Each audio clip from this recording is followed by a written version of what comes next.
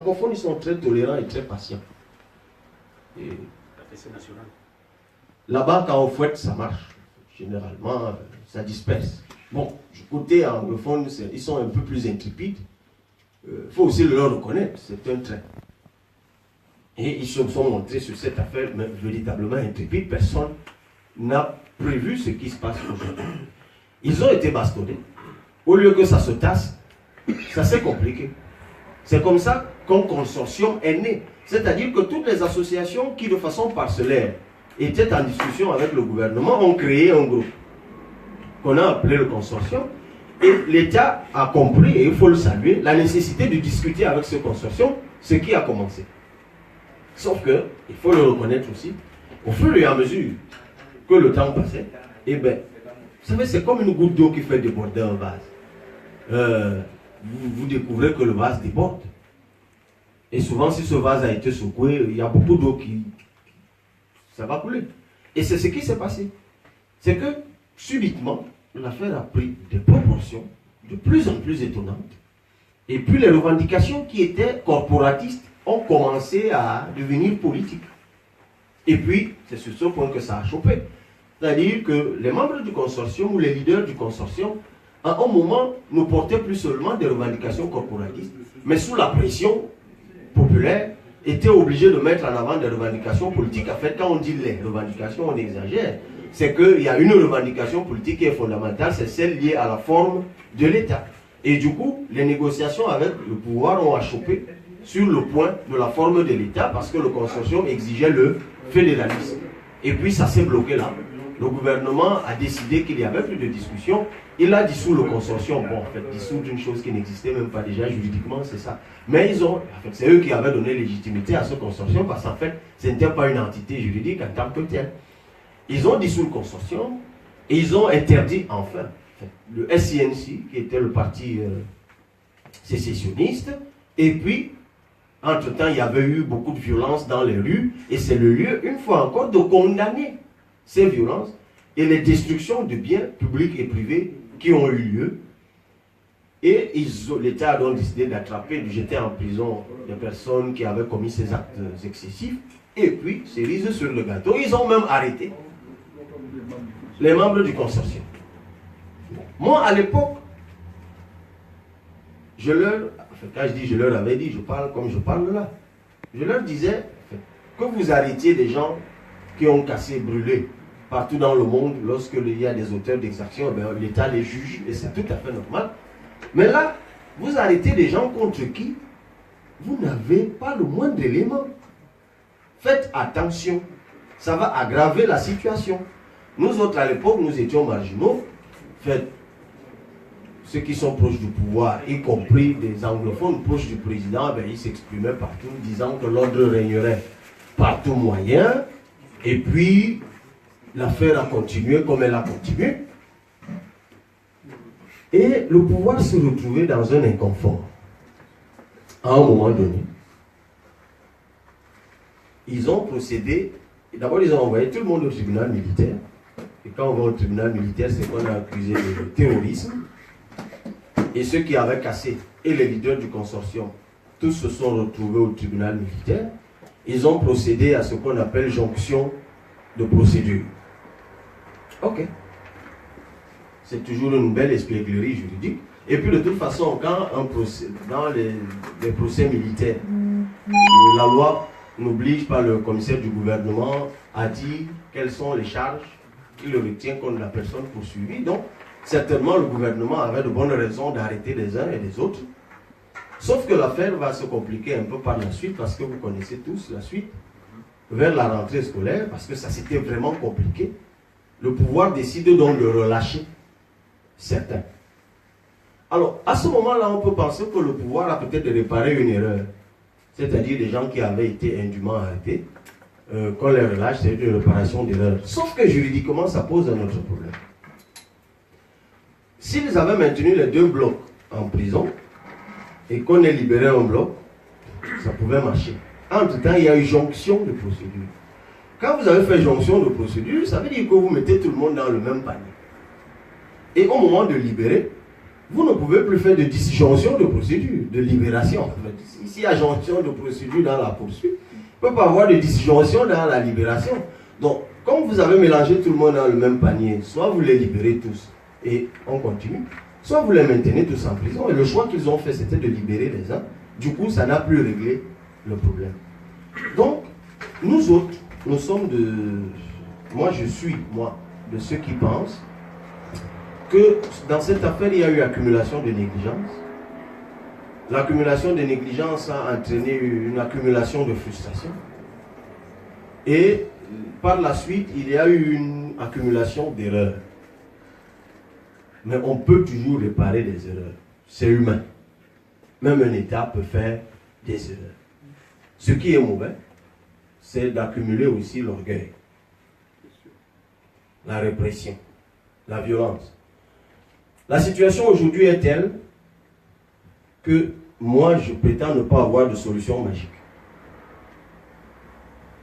Quand une situation a atteint un tel niveau, ceux qui sont les experts de la gouvernance du pourrissement peuvent peut-être nous dire, parce qu'il se peut que le président Biya en soit un expert, ceux qui l'entourent vont nous dire comment ils vont régler ça.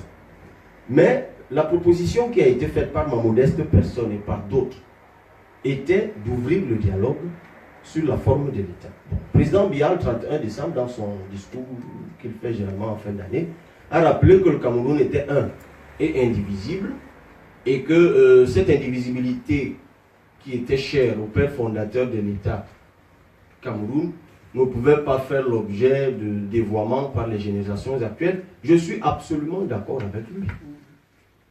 Parce que le fédéralisme, ce n'est pas la division. Je ne vois pas l'incompatibilité qu'il y a entre l'unité nationale et le fédéralisme. Le juriste que je suis fait bien la différence entre l'État unitaire, qui est une forme abstraite d'organisation de l'État, et l'unité d'une nation qui renvoie au peuple. J'aime rappeler souvent que l'État américain, qui est le premier État fédéral au monde, s'appelle bien État uni. Personne ne peut remettre en cause l'unité des peuplements américains, nonobstant le fait qu'ils soient dans un État fédéral.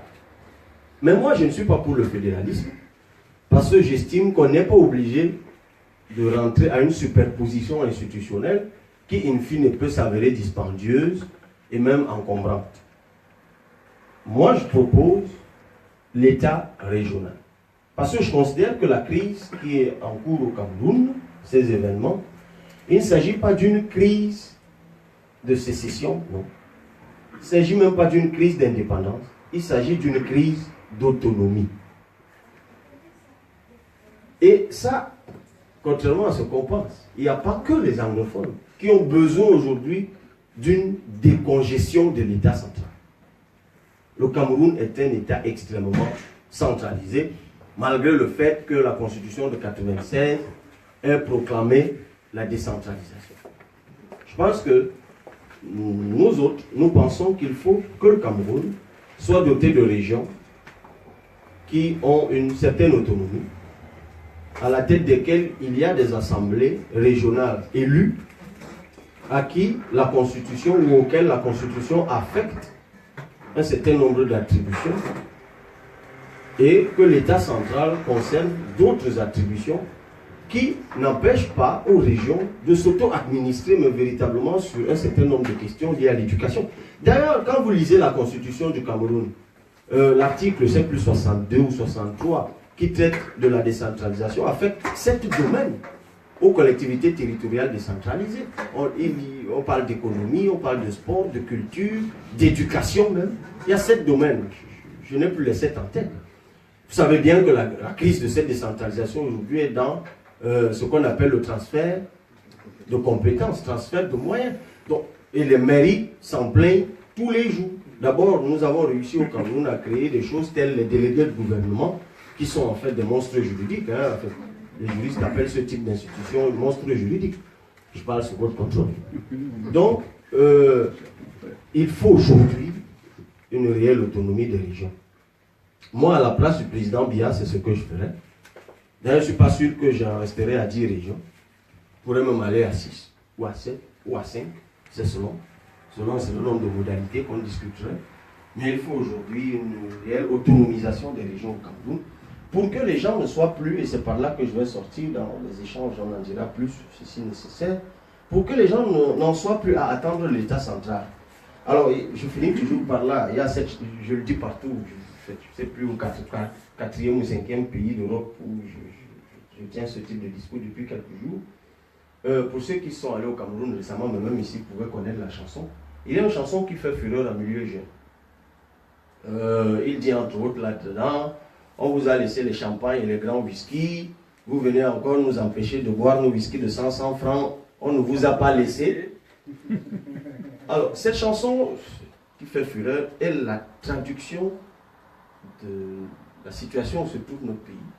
Situation d'abandon, où beaucoup de Camerounais vivent comme si l'État n'existait pas.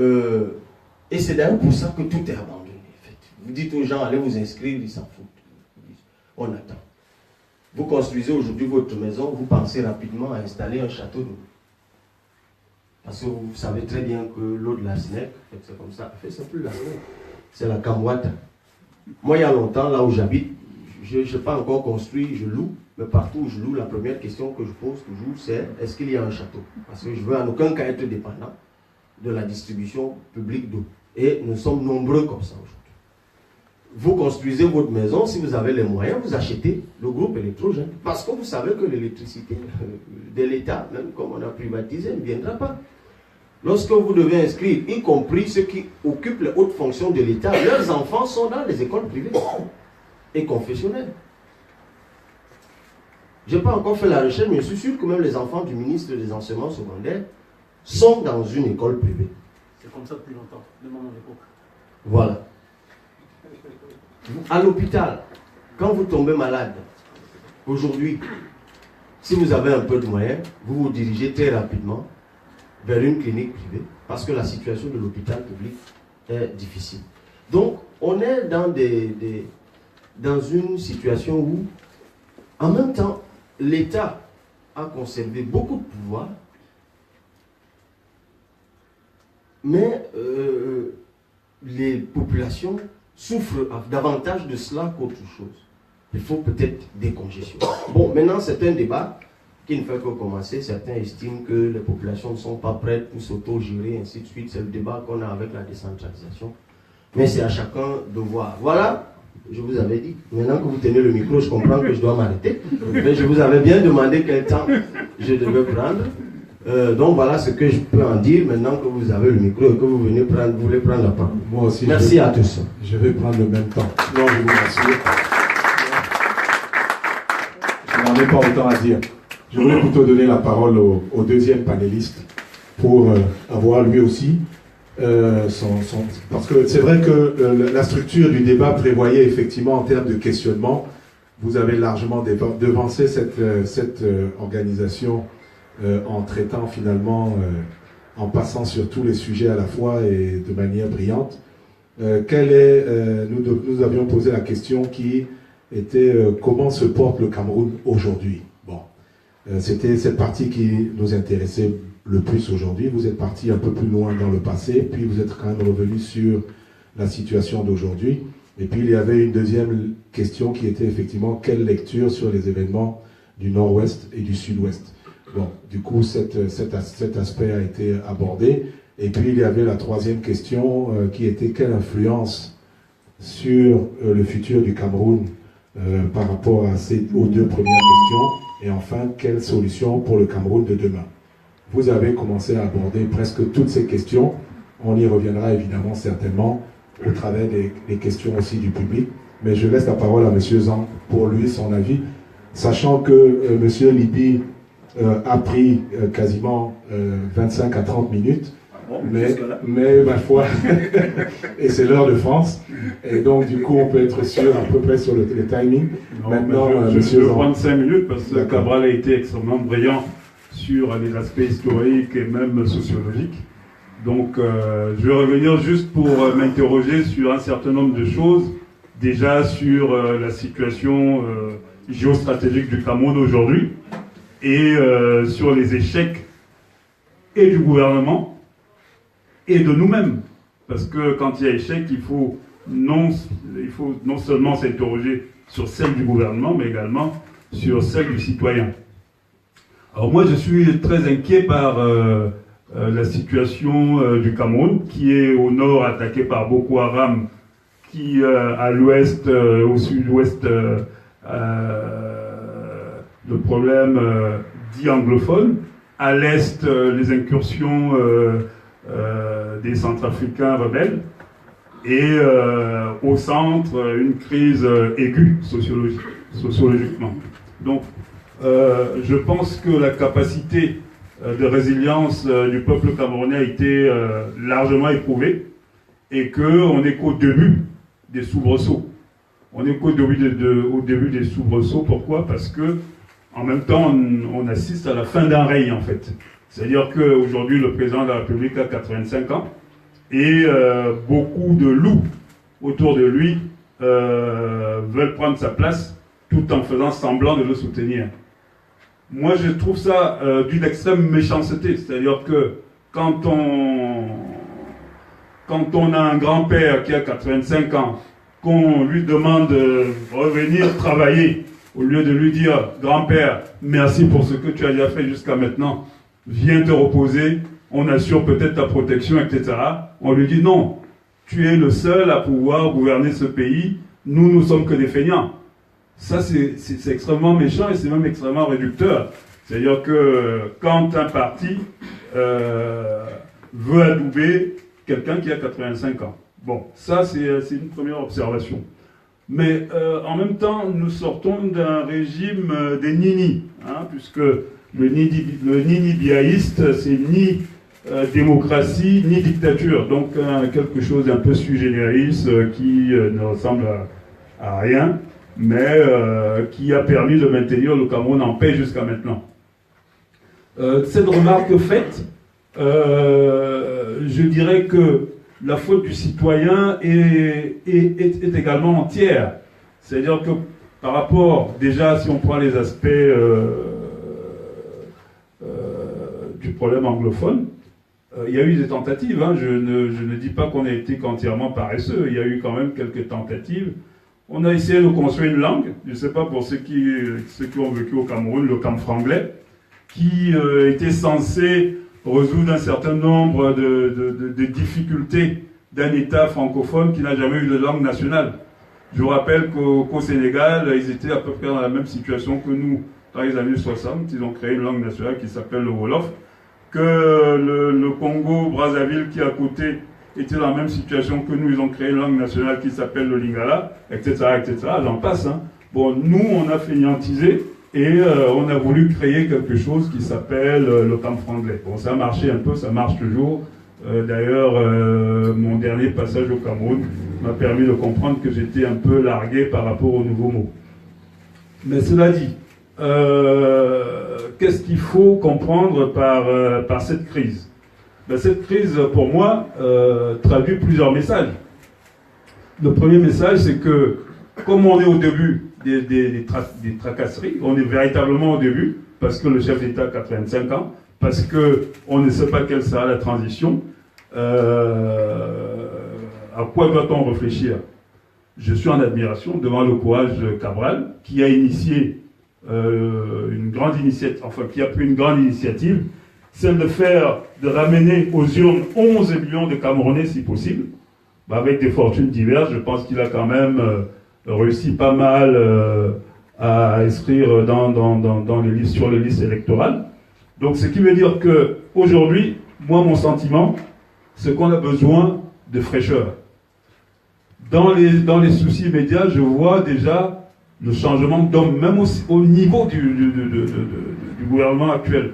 C'est-à-dire qu'on ne peut pas avoir un ministre en place pendant 15 ans et espérer que ce ministre soit performant. C'est un peu la rigolade. On ne peut pas avoir un Premier ministre pendant plus de 12 ans et espérer que le Premier ministre garde encore de l'autorité. On ne peut pas dégager une forme d'espoir sans changement. Ce qui veut dire que le changement doit s'opérer aussi bien à la tête de l'État qu'au niveau des gouvernants. Avant de venir sur puisque tu as débordé un peu et que je vais m'arrêter parce que je ne vais pas être long, parce qu'il a dit beaucoup de belles choses, je voulais simplement revenir sur quelque chose qui va rappeler à Cabral ses premiers cours en droit constitutionnel. C'est-à-dire que aujourd'hui, on peut dire que le Cameroun pratique la séparation des pouvoirs. Ce n'est pas faux. C'est-à-dire qu'il y a bien un pouvoir législatif, un pouvoir exécutif, un pouvoir judiciaire. Mais comme il le soulignait Cabral tout à l'heure, la véritable question se trouve sur la répartition des compétences. C'est-à-dire que si on a un Premier ministre qui ne sert à rien et qu'on clame haut et fort qu'on a nommé un anglophone Premier ministre et que ce Premier ministre ne sert à rien, ça veut dire qu'on a arrêté quelque chose. Donc, concrètement, il faut accentuer la séparation des pouvoirs, donner au judiciaire un véritable pouvoir qui fasse que... Parce que c'est quand même la justice. Et c'est là où le citoyen peut avoir confiance. C'est d'abord la justice. Deuxièmement, au niveau de l'exécutif, si on veut faire participer les anglophones, même au poste de Premier ministre, remplir un peu cette coquille vide. Ça veut dire que dans la répartition des compétences, qu'on donne des compétences réelles au Premier ministre. De la même manière, si on se rapproche de l'Assemblée, on ne peut pas vivre, on ne peut pas se payer le luxe dans un pays comme le Cameroun d'avoir ce type d'élection où il n'y a pas de proportionnel, où il y a plus de 200 partis et où il n'y a pas de proportionnel, où on retrouve à l'Assemblée nationale à peine 3 ou 4 partis. C'est complètement ubuesque. C'est-à-dire que dans un pays comme le Cameroun qui poursuit la démocratie, il est impératif qu'il y ait un vote à la proportionnelle au plus fort reste. C'est élémentaire. Bon, maintenant, j'avoue que le parti État qui est le ADPC n'est pas encore prêt à ça, mais des gens se lèvent dans ce parti pour dire nous allons devant pour le Cameroun, peut-être pour la conservation du pouvoir, sûrement, mais d'abord pour le Cameroun, parce que ça ne sert à rien de garder un pouvoir s'il n'y a plus de Cameroun demain. Alors, je vais juste prendre un petit mot par rapport à ce que Cabral disait tout à l'heure. Moi, je pense que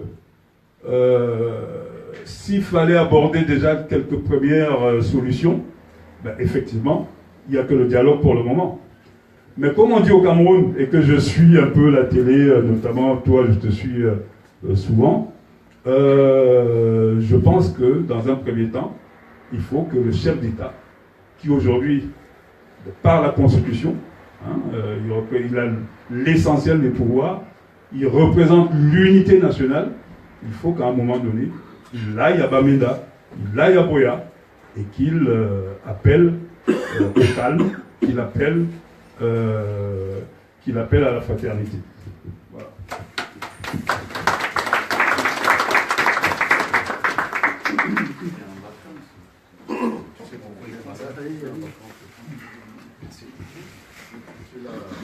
Bien.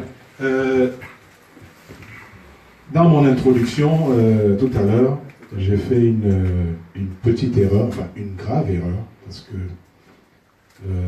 la présidente de Socle est une jeune mariée, et je l'ai appelée par son nom de jeune fille. Donc je voudrais absolument corriger ça, et dire que c'est Madame Ebungu, et non plus Madame Aoulbe. Donc s'il vous plaît, retenez quand même ce point d'importance.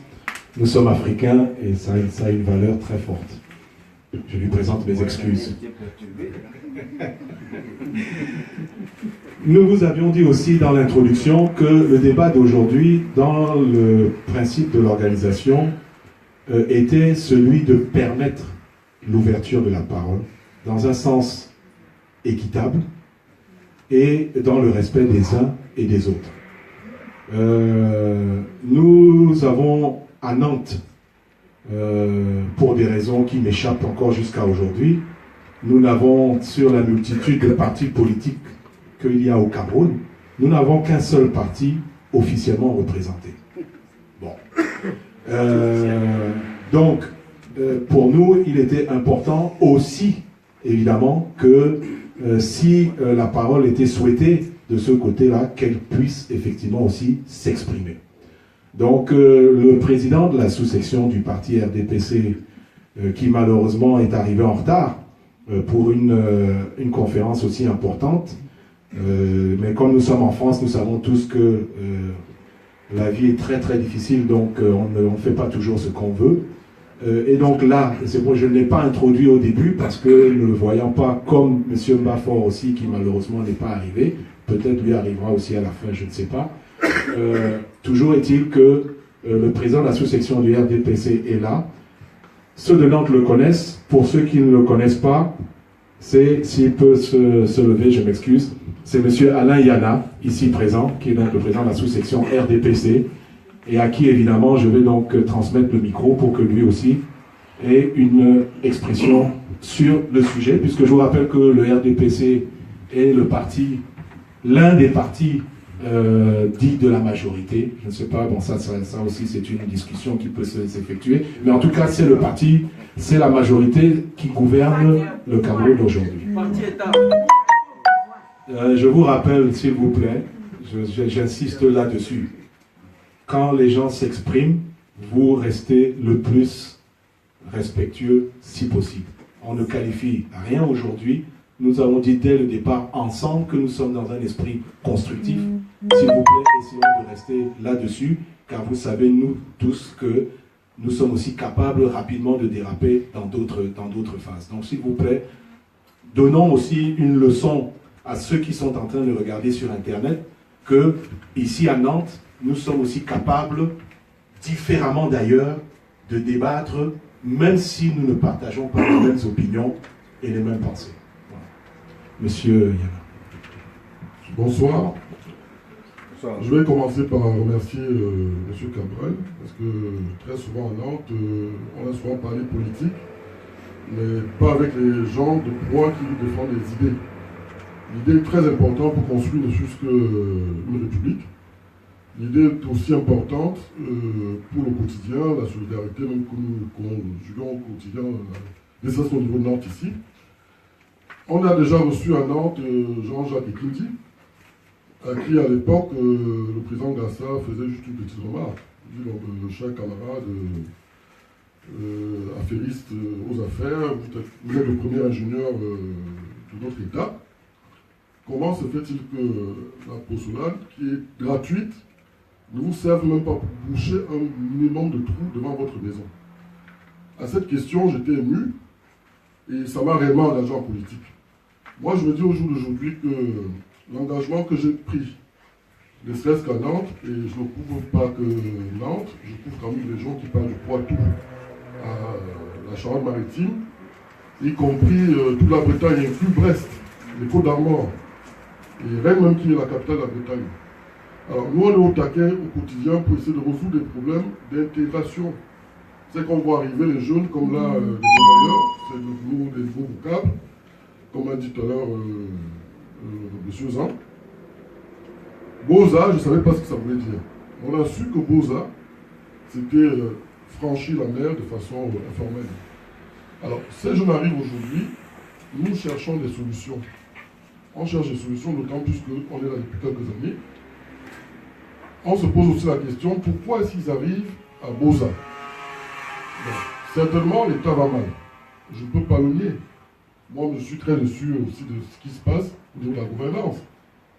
Dire qu'on va faire le procès de notre papa qui a 85 ans, ce n'est pas l'objet. Monsieur Mbafor, qu'on a invité ce soir, a fait l'objet l'autre jour. Il nous a dit qu'une voiture qui a 34 ans peut très bien s'abstenir de rouler. Mais en revanche, une voiture qui a 34 ans, si ça veut dire qu'elle soit une Rolls-Royce, on peut aussi la réparer. Donc, les trévaisons existent. On change même jusqu'à la moteur. On a lu très dernièrement sur un petit manuel que je parcourais, j'ai vu qu'on est en train de fêter en réalité les 40 ans de la greffe de cœur. Donc il s'est déjà avéré qu'on ait pu greffer quelqu'un en 1967. Je ne suis pas l'avocat de mon grand camarade président, chef d'État, en exécution, son excellent Pobia. Je ne parle pas non plus au nom de toute la section RDPC France Nord, en chair, le président Vando David. Moi, je vais vous faire état de la situation de ce qui se passe dans notre localité. Et je peux vous dire que dans notre localité, nous travaillons. Nous travaillons parce qu'on s'est rendu compte que les solutions qu'on peut apporter au Cameroun demain nécessitent une vraie interpellation. Il faut déjà pouvoir recenser les besoins. Tout à l'heure, j'ai entendu parler de la décentralisation. C'est une question qu'on évoque très longuement toujours. Alors, cette décentralisation, même qu'elle soit au niveau de l'éducation, il faut quand même pouvoir apporter une réponse. Et cette réponse, elle est collective. Alors, les gens qui vont s'inscrire en faux, disant oui, mais RDPC est parti État, moi je leur dis non, mais venez, on va travailler. Les cellules qu'on a pu créer, aujourd'hui on est rendu à 15 cellules dans toute la région, ne sont pas en reste. De cette cellule aujourd'hui, de ces 15 cellules, j'ai dans la salle une camarade un jour qui m'amène dans une réunion à Saint-Nazaire, qui a fait que j'ai pu découvrir Échange France-Cameroun, qui, ceux-ci ont signé quand même une convention, jumelage avec la ville de Saint-Nazaire et Tribi. Mon cheval de bataille aujourd'hui, en termes de transfert de savoir, c'est comment faire pour que les chantiers atlantiques puissent au moins détacher une branche à Tribi, si ce n'est dans un des ports du Cameroun. Bon, quand on est parti au pouvoir, il ne faut pas croire que c'est facile pour nous autres. Parce qu'au Cameroun, on n'est même pas respecté. Mon président s'est déjà vu suer, huer, alors qu'il avait préparé le défilé en 2016, lors de la fête du 8 mai. Non, du 8 mars. Toute la délégation est partie de Paris. On ne leur a même pas donné l'occasion de s'exprimer. Nous, aujourd'hui, on plaide pour qu'on ait un ministère de la diaspora. Parce qu'en réalité, qu'est-ce que c'est le RDPC en France? Le RDPC en France vient comme la petite chose qui serait la chose pilote pour notre grand parti. C'est que nous, on devrait être la cellule pensante du parti qui arrive, de la section qui est en tête dans le Fundi. Mais vous pensez qu'on arrive au Cameroun, qu'on nous donne facilement la possibilité de nous exprimer? C'est une chose compliquée. Aujourd'hui, on a recours à toutes les personnes qui ont des accès directs, y compris avec les localités territoriales, dont les maires, parce que le développement au Cameroun ne s'arrête pas qu'entre Douala et Yaoundé, malheureusement. On a bien vu que Boko Haram a pris place parce que l'État était un peu absent. D'aucuns comme moi, nous avons réagi en répondant fortement à la demande, ne serait-ce que d'apporter un peu de livres, un peu de cahiers sur place, trier un dispensaire d'urgence. Et ça va s'étaler jusqu'à ce que le ministre, qui est notre ministre du tutelle, Bilam Bella, nous dit, sortez réellement de 200, 300 km des villes qui nous représentent au Cameroun. Et c'est mon cheval de bataille. Je suis en train de frayer un chemin vers Philippe de Villiers, parce que le RDPC au Cameroun, c'est un parti de droite. Nous, en France, on ne s'inscrivera jamais dans les partis de gauche. Donc, Philippe de Villiers, nous travaillons aujourd'hui à ce que le Puy du Fou puisse arriver au Cameroun. Et moi, je suis en train de chercher 1500 hectares pour composer un parc aventure. Pas parce que ça va apprendre quelque chose au Camerounais, mais ça peut déjà nous permettre de défendre notre culture. Vous savez qu'au jour d'aujourd'hui, la France, elle existe parce qu'il y a eu 1000 ans de construction. Mais nous, on ne sait même plus qui est le Camerounais. On a oublié que la hiérarchie existe, qu'il y a une chefferie qui doit avoir plein droit, qu'à partir du chef, on peut construire une génération future. Donc c'est ces valeurs-là que moi, je m'attelle de reconstruire au niveau du Cameroun. Je n'ai pas négligé la santé, je n'ai pas négligé l'éducation, mais je suis en appel au projet. Merci, j'ai terminé. Merci.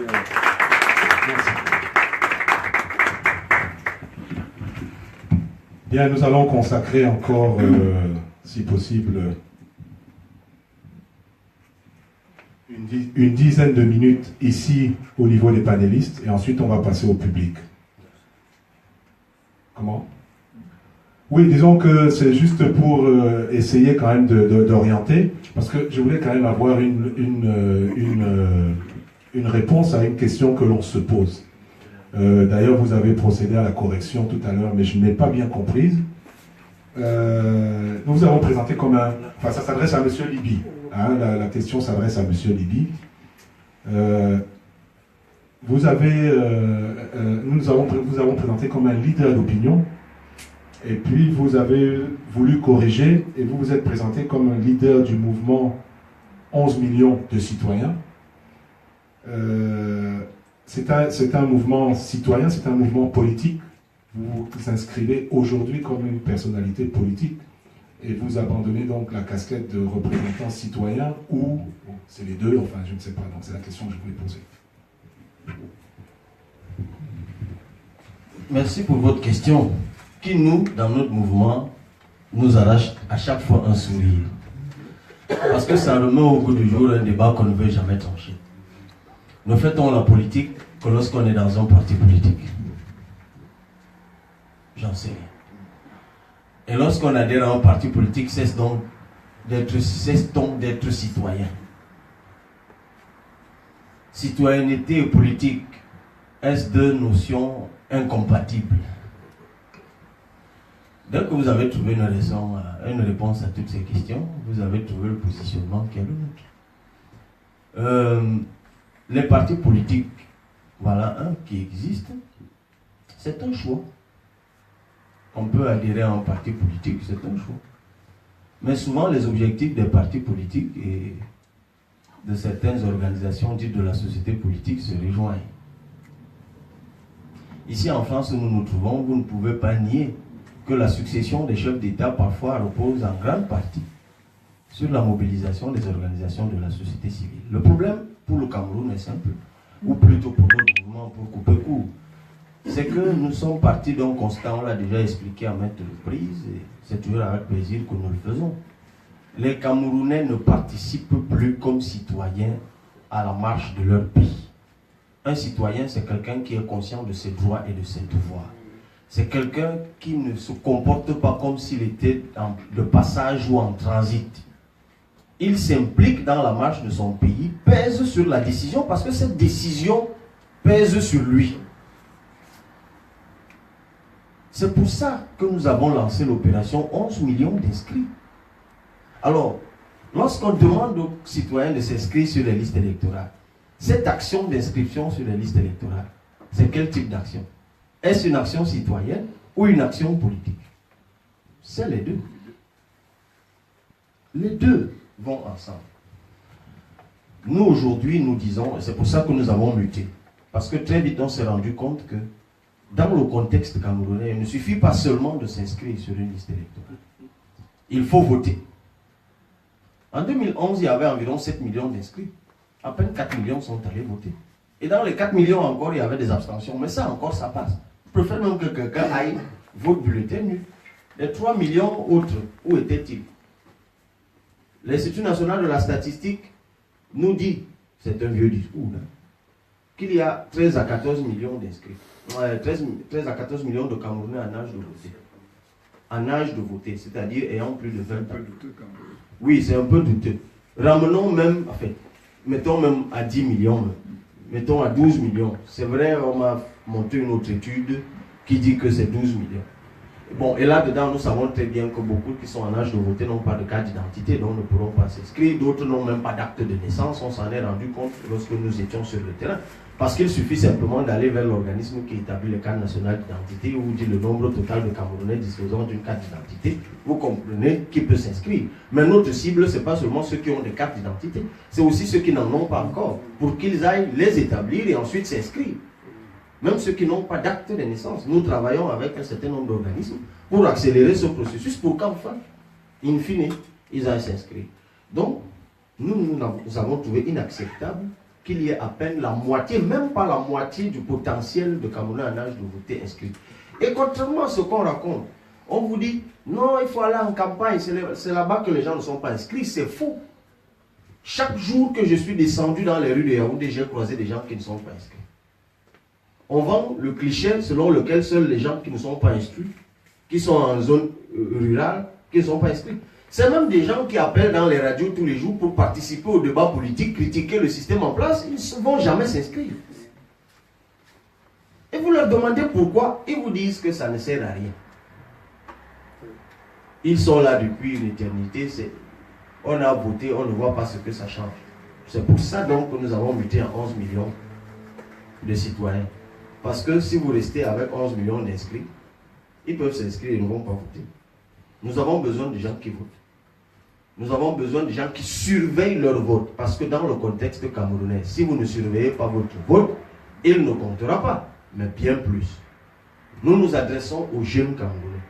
Ils oublient que la loi électorale, elle est là, celle du 18 avril 2012, révisée le 21 décembre de la même année. Mais c'était déjà le cas avant. À 23 ans, on peut être député. À 23 ans, on peut être conseiller municipal. Pourquoi on pense que c'est toujours l'affaire des autres? Pourquoi on pense que c'est toujours l'affaire des parents? Puis par la suite, vous savez, moi j'ai un grand respect pour les hommes âgés, pour les parents et tout le reste. Mais ce respect est malheureusement altéré par la réalité des choses. Pour moi, un bon parent, c'est celui qui pense à ses enfants. Quand on est le chef d'un pays ou ministre dans un pays, on se comporte en bon père de famille. Si vous êtes chef d'un pays ou d'un département d'un pays, vous volez l'argent public. Vous spoliez l'État. Vous subtilisez le bien qui appartient à tout le monde. Les gens meurent dans des hôpitaux. Les jeunes meurent sur des mototaxis. Vous voulez que je vous respecte parce que vous avez le double de mon âge ou parce que vous roulez dans un véhicule payé par l'argent public et qu'il y a un garde du corps devant et un chauffeur devant? Ou parce que lorsque vous sortez de ce véhicule, les gens se mettent le long des rues pour vous applaudir, vous finissez par croire que vous êtes important, alors que dans tous ces pays dont nous sommes admiratifs, ceux qui sont célébrés sont ceux qui ont travaillé pour la postérité. Alors, il est hors de question qu'on célèbre des gens qui détruisent la prospérité. Eh bien, si on pense que je leur manque de respect, j'ai le droit de leur manquer de respect. Parce que ce sont de mauvais parents, même dans nos familles. Quelqu'un qui dilapide tous les biens de la famille et laisse ses enfants dans la détresse, il sera maudit même dans sa tombe. Même si ses enfants ne le crient pas partout, ils lui en voudront éternellement. Donc, voilà le type de dirigeant que malheureusement nous avons. Et je me réjouis que même un militant du RDPC, peut-être parce qu'il est loin, qu'il ose dire ce qu'il a dit, mais je me réjouis qu'il partage cela. Parce que lorsqu'on l'a dit, on n'est pas dans des clivages de partis politiques, M. Wanda.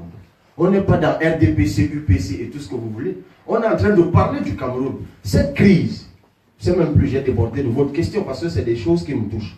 Cette crise dont on parle, qu'on est aujourd'hui en train d'utiliser pour monter les francophones contre des anglophones. Il faut voir ce qui se fait maintenant dans les réseaux sociaux. Moi, parce que j'ai la position que j'ai, on dit que je suis financé par les lobbies anglophones et que c'est eux qui me payent des billets d'avion et des chambres d'hôtel partout où je vais. Tout ça, c'est pourquoi. Et qui tient ce discours? C'est les militants d'un parti ou d'un autre. Pas seulement du RDPC. Faites très attention. Il y a des manipulations autour de cette histoire. Les gens pensent que le Cameroun est un terrain de jeu. Chacun doit faire ce qu'il veut. Non, en fait, moi, je n'ai pas le choix, M. Obondo. Je suis Camerounais, je compte mourir au Cameroun. Et je n'ai pas un autre pays où je vais aller. Donc, si les gens jouent avec le Cameroun, ce n'est pas des questions de politique citoyenne et tout ça qui m'intéressent. C'est des abstractions futiles de mon point de vue. Aujourd'hui, il s'agit de se battre pour le Cameroun. C'est pour ça que le mouvement 11 millions d'inscrits dit à qui veut l'entendre, nous mobilisons nos compatriotes et nous irons à toutes les élections. Et quand on parle d'élections, rien n'est joué d'avance. Donnons la possibilité aux citoyens de dire qui ils veulent comme président, qui ils veulent comme maire, qui ils veulent comme député. S'ils ne veulent pas de nous, ben, il n'y a pas de problème, on s'incline devant la volonté populaire. Mais il est hors de question de partir du postulat que non, ça ne sert à rien. Il faut laisser. Alors je sors en vous posant cette question que je pose à beaucoup de gens. Aujourd'hui, au Cameroun, quand vous dites faisons quelque chose pour que ça change, les gens vous disent attends, ils vont mourir. Tel a 85 ans. Il est malade. Tel a 82 ans. Il meurt là. Ne te brille pas. Laisse. Ils vont mourir, vous allez prendre les choses. Alors dites-moi donc comment moi je veux prendre les choses quand les gens vont mourir. Parce qu'une fois que vous m'avez dit d'attendre que les gens meurent, la deuxième question que je vous pose est que bon, dites-moi par quel mécanisme, lorsqu'ils seront non morts, je vais les remplacer. Moi j'attends, je vous pose la question. C'est bon. Merci beaucoup.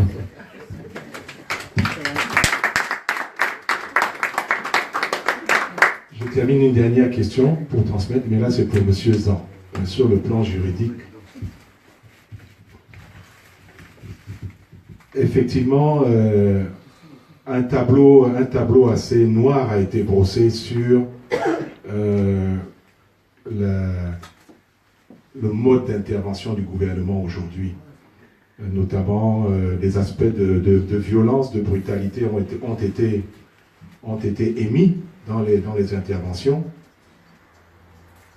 Moi, ma question était sur ce volet-là et sur le volet qui n'a pas été abordé, la violence des citoyens. Donc, ma question était aujourd'hui sur le plan juridique. Quels sont les moyens qu'a le Cameroun de pouvoir se protéger de tous ces dysfonctionnements, de tous ces débordements, de tous ces excès que l'on voit des deux côtés. Aussi bien, excusez-moi, du côté des gouvernants que du côté des citoyens. Et beaucoup plus large. Et ceux-là sont les plus forts aujourd'hui, ceux des Camerounais de l'étranger. Donc je voulais savoir, parce que bon, il y a le cas du chef de l'État dont certains ont émis la possibilité qu'une démarche avec la CPI soit initiée. Mais les forces de l'ordre qui interviennent aujourd'hui, quelles sont les démarches juridiques possibles, lesquelles sont entreprises? Et enfin, pour les citoyens, la violence des citoyens aujourd'hui, qui est largement pour moi aujourd'hui plus dangereuse que celle des milices qui sont sur le terrain, parce que celle-là est celle qui ne pourra pas être contrôlée au moment où elle débordera. Quels sont les moyens aujourd'hui de la contrôler? Vous savez, tout à l'heure, merci pour la question, tout à l'heure on parlait de dialogue. Tout ça doit entrer effectivement dans le dialogue. Mais il faut faire un certain nombre de ruptures. Et ces ruptures, malheureusement, si certains peuvent le faire, d'autres ne peuvent pas le faire. Parce que beaucoup ont grandi dans un esprit un peu colonial. C'est-à-dire que notre armée même est une armée qui est habituée un peu à comment le colon traitait les gens. C'est-à-dire que cette armée d'ailleurs était formée comme ça. C'est-à-dire même nos premiers généraux étaient formés pour mater les populations. C'est-à-dire qu'aujourd'hui, quand l'armée intervient, c'est pour mater les populations. Et le Cameroun a ceci d'extraordinaire. C'est que, quelquefois, des missions de police sont confiées à l'armée. C'est-à-dire que c'est vraiment incroyable. C'est-à-dire qu'on confie des missions de police à l'armée camerounaise. Or, l'armée camerounaise, elle est faite pour tuer, elle n'est pas faite pour régler les problèmes de police. Les problèmes de police appartiennent à la police et à la gendarmerie. D'accord? Bon, maintenant, on a quand même vu, je ne sais pas si Cabral, je parle sous le contrôle de Cabral qui lui vient du Cameroun. On a quand même vu avec les derniers événements, je pense du 21 octobre, que la police camerounaise peut se contenir. C'est-à-dire que, voilà, ça s'est plus ou moins bien passé. Il n'y a pas eu autant de violence qu'on aurait pu le craindre. Bon, moi, je pense que il faut faire des ruptures. Ces ruptures, c'est dans la forme organisationnelle. On a besoin d'organisateurs au Cameroun. Parce que, vous savez, on peut vous dire, ben voilà, il y a 1 milliard, hein, voilà, 1 milliard. On est dans cette salle, on met 1 milliard et on n'en fait rien.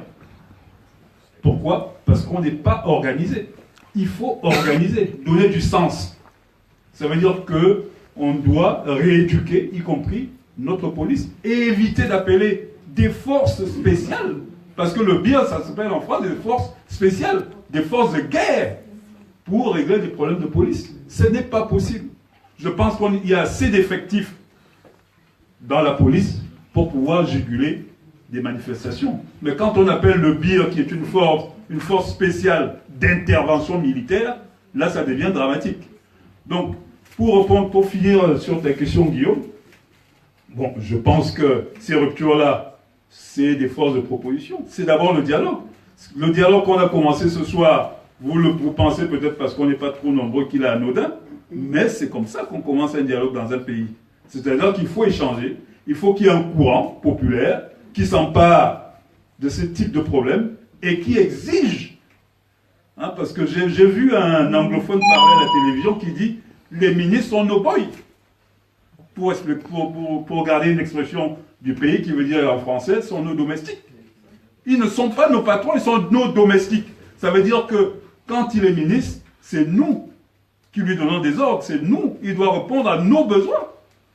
Donc, une fois que la force populaire se sera emparée à travers donc, des débats, à travers, et ce débat doit être permanent, mon cher ami, hein, permanent. Et ce que tu as commencé, je ne peux que t'applaudir. Ce débat doit être permanent. Ça veut dire qu'à un moment donné, indépendamment des partis, on doit même faire la politique autrement.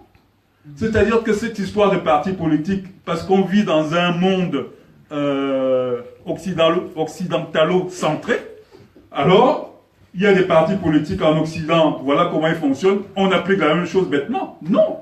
S'il y a des partis politiques, il faut créer impérativement des courroies de transmission et être en tout cas, je vais utiliser un mot qui est, être en tout cas, comment dirais-je,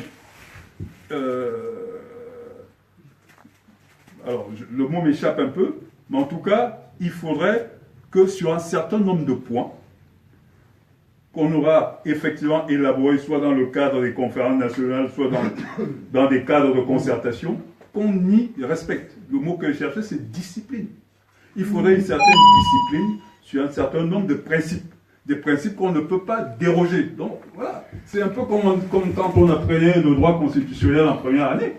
Il y a des principes auxquels on ne peut pas déroger. Et ces principes-là, c'est le respect de la vie humaine. Je vais vous renvoyer, Guillaume, pour finir, relire la première constitution de la nation camerounaise, le préambule de cette première constitution. C'est le respect des droits humains. En préambule. Hein. Malheureusement, en préambule, c'est le respect des droits humains, la vie humaine. Vous voyez, la vie du citoyen. Donc ça veut dire que, on avait peut-être bien commencé, mais malheureusement, ben voilà. Donc, je ne sais pas si ça... Voilà. Je ne sais pas si ça répond entièrement à ta question. Excusez, si vous permettez. Non, mais aucun problème. Merci. Parce que la question de la violence, elle m'interpelle toujours. Chaque fois qu'on évoque la question de la violence au Cameroun, celle qui est à court, évitons d'abord toujours de monter les uns contre les autres. Évitons d'opposer certains partis politiques à d'autres. Parce que c'est un glissement qui est à court. Oh, c'est le RDPC qui fait la violence. Non. C'est pas vrai. Évitons d'opposer les francophones aux anglophones. Ce serait erratique. Il s'agit bien d'une violence qui est exercée pour les uns par des manifestants et qui le font indistinctement de leur militantisme dans un parti ou l'autre. Et de l'autre côté, et c'est de là généralement que ça vient, par l'État. Et je suis d'accord avec vous, monsieur Zan. Souvent, on le dit au Cameroun pour rire. On dit la crainte du policier, c'est le commencement de la sagesse. Et ça vient effectivement de l'époque coloniale. C'est que, et c'est ça l'indigénat en réalité. Et c'est pour ça que ça ne marche pas forcément dans un anglophone. Le blanc étant parti, ceux qui les ont remplacés ont pensé qu'ils devaient s'imposer par la force et la violence. Et ils ont utilisé l'armée pour ça. Ce qui fait qu'aujourd'hui encore, quand vous voyez un militaire, au lieu qu'il vous inspire confiance, depuis que je circule en France, je vois des gens dans des aéroports et des gares, je les vois armés lourdement. Je demande c'est qui, on me dit c'est vigie pirate. C'est peut-être un sentiment que j'ai parce que je suis étranger, mais quand je les vois, ils inspirent confiance. Quand je les vois venir, quand je les vois passer, je me dis, quand vous les voyez tels qu'ils sont, ils inspirent. D'abord, ils sont gentils. Vous pouvez les arrêter, vous leur demandez un renseignement, ils vous répondent. Mais allez voir comment le militaire souvent se comporte. Surtout lorsqu'il est sur le terrain ou en opération. Pour ceux qui ont déjà vu quand le président sort et que la garde présidentielle est dehors. Ces gars, moi je ne vais plus à des événements où il y a le président parce qu'ils vous traitent comme des animaux parfois. Mais ils sont formés comme ça, quoi. C'est-à-dire, on leur dit, il n'y a pas de chaleur, ils ne dégagent pas la confiance. Et ça, c'est un paradigme qu'il faut réviser. En fait, ce sont des humains, c'est une formation qu'on leur donne. Et puis, vous avez évoqué la CPI. Vous savez, je suis là, je suis obligé de respecter les vieux. Moi, je dis toujours même à mon petit frère, quand un homme a vieilli, il vous a eu. La vieillesse, c'est une grâce. Et quelqu'un qui vieillit, Dieu a voulu qu'il vieillisse et il vous a eu. Pour dire qu'on ne juge pas un vieux. Tu veux dire, moi aujourd'hui, dire qu'il faut traîner un homme de 85 ans si jamais Paul Biya quitte le pouvoir, la CPI et tout, on a vu l'expérience égyptienne qui a essayé avec Moubarak, c'est Moubarak. Et puis je crois que finalement ils l'ont libéré. Et j'ai dit, ben, il vous a eu. C'est pour ça que ceux qui disent attendez, c'est eux qui sont complices de cela. Quand à un moment, un aîné se comporte d'une certaine façon, les nouvelles générations ont l'obligation, comme en famille avec nos parents, avec nos grands-parents, on est obligé de les contrôler, de les maîtriser, de les mettre dans une position où ils ne sont plus nuisibles. Parce que moi je suis issu d'une famille où les gens ont beaucoup vieilli. Ma grand-mère est morte à 108 ans. Je me rappelle encore comment on la jonglait. Parfois on prenait toutes ces choses devant elle, elle ne savait pas. Et plus tard j'ai compris pourquoi. C'est qu'en fait quand on a vieilli, on a vieilli. Donc quand on dit aujourd'hui que le président Biya ne contrôle plus, c'est vrai, c'est humain, c'est charnel. C'est normal qu'un homme de 85 ans ne puisse plus contrôler un certain nombre de choses. Hein. La Rolls-Royce, je suis d'accord, cher monsieur, on peut refaire le moteur et même les roues, mais lorsqu'on aura effectivement changé la roue, le moteur, les chaînes et autres, ce ne sera une Rolls-Royce que de nom. Je veux dire, sur cette question, en fait, j'ai juste évoqué ça parce que vous avez dit ça, non. Je pense que pour le bien du président Biya aujourd'hui, et je crois que c'est même une des solutions à la crise anglophone, je suis sûr que si demain on annonce que le président Biya n'est pas candidat, ça va décrisper la crise. Je vous assure. Donc moi je pense que le président Biya aujourd'hui, pour ceux qui peuvent lui parler, quand j'étais de passage à Genève, on m'a dit qu'il était là. Mais bon, il y avait beaucoup de gens bizarres dehors, j'ai pas pu y entrer.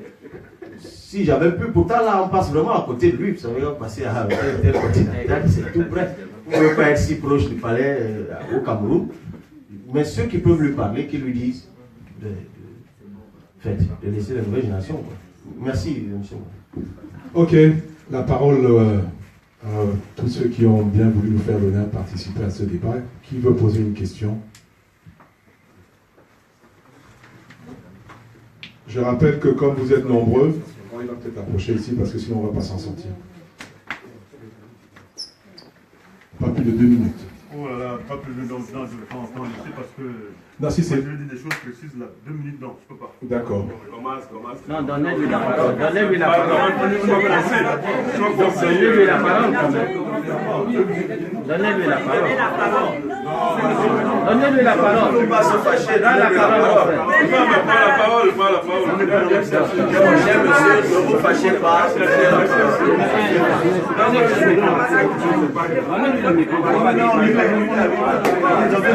Nous le savons tous en matière de prise de parole, 2 minutes c'est toujours à titre indicatif. Vous devez le savoir. Ceux qui sont habitués des conférences le savent. Un modérateur vous rappellera toujours d'être concis, mais... Donnez-lui la parole. Je voudrais juste vous rappeler qu'à 22h, c'est terminé. Donc, en termes d'équité, le contrôle du temps de parole n'est pas pour brider, c'est pour permettre à la multitude de candidats pour les questions d'avoir chacun sa chance. Donc, ne vous regardez pas vous seul, ne vous faites pas plaisir, vous. Pensez que vous avez une question à poser, mais les autres aussi ont leur question à poser. Ok, monsieur, à vous la parole. Merci. Monsieur, Je m'appelle Elouzoa Apollinaire. Je suis, comme on dit nantais, je suis là. Je ne veux pas,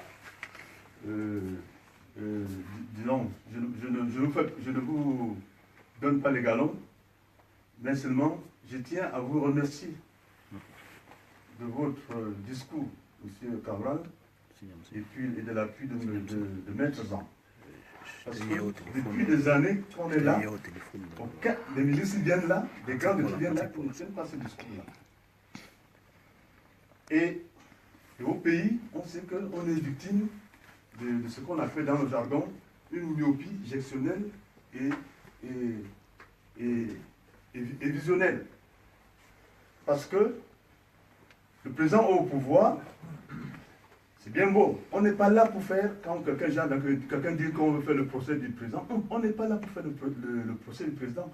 On est là pour dialoguer et trouver des solutions viables et viables pour tout un Camerounais. Parce que quand le Cameroun souffre, ce n'est pas une partie du Cameroun, c'est tout le Cameroun. Hein? Alors, quand on vient nous dire que on vient nous dire qu'il ne faut pas qu'on fasse le procès qu'on ne fasse pas le procès du président, c'est tout ça vraiment dommage et une perte de temps. Donc, en ce qui concerne, M. Kaba a dit quelque chose au niveau de moi. Ce qui m'a retenu, c'est le problème de la décentralisation.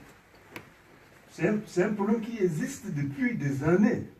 Mais seulement, quand je parle de la myopie décisionnelle ou fonctionnelle, c'est que les gens sont là, ils font les yeux blancs au président de la République, et le président leur fasse une confiance aveugle. Et ils enterrent le pays. Parce que le président lui-même, je ne sais pas vraiment, moi je peux le juger quoi. Je sais qu'il a été un bon président, mais c'est l'entourage. L'entourage. Le RDPC, moi je suis du RDPC, je suis du RDPC, mais je suis de l'aide rebelle. On veut que les vraies choses se font. Je m'arrête jusque-là parce que le frère m'a dit 2 minutes. Merci, monsieur. On a eu un monsieur, on va donner la parole d'abord à une dame.